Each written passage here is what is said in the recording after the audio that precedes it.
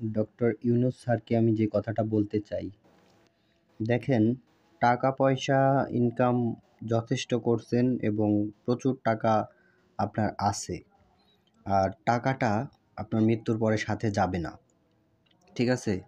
আপনি যেহেতু একটা সুযোগ পাইছেন, এই দরিদ্র, দুর্নীতিগ্রস্ত এবং খুবই ভয়াবহ একটা দেশ এটা বাংলাদেশ।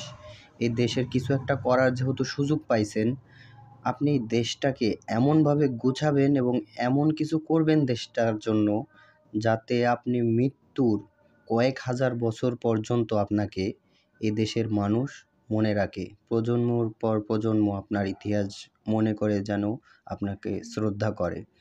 তো মৃত্যুর পর আপনার সম্মান, আপনার করণীয় কাজগুলোর কথা ভেবেই মানুষ আপনাকে সম্মান করবে। তাই বলতেছি, যেহেতু একটা সুযোগ পাইছেন, শেষ বয়সে চলে গেছেন, তাই আপনি এখন এই দেশটার জন্য খুব চিন্তা ভাবনা করে, আপনি অনেক জ্ঞানী মানুষ, চিন্তা ভাবনা করে অনেক বড় কিছু একটা করেন। এই দেশটা অনেক উন্নতশীল একটা দেশ করেন, উৎপাদনশীল দেশ করেন। দুর্নীতি সরিয়ে ফেলবেন এবং আপনি এমন নিয়মকানুন তৈরি করে যাবেন যেন এ দেশে পরবর্তীতে আর দুর্নীতি যারা করবে তারা যেন টিকতে না পারে। দেশটা সেই লেভেলের উন্নতি করে তারপরে আপনি যাবেন। সেটাই আপনার মৃত্যুর পরে ইতিহাস হয়ে থাকবে। সেটাই আপনার সাথে যাবে।